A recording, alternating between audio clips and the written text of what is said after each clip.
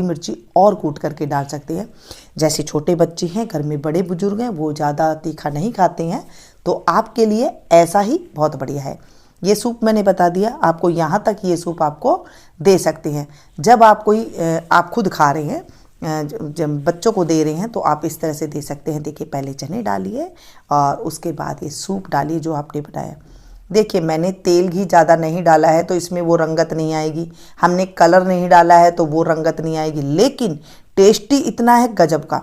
जब आप इसे परोसे तो इसमें नींबू ज़रूर डालिएगा, और आप नींबू नहीं खाते हैं, जब आप उबाल रहे हैं उस टाइम पे आधी चम्मच आप इसमें विनीगर डाल दीजिएगा।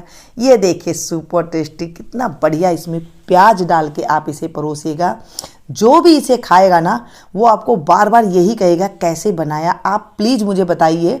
और आप ना थोड़े से फिर अपनी पीठ को थपथपाएंगे, वाह मैंने इतना अच्छा बनाया, सुपर है, टेस्टी है।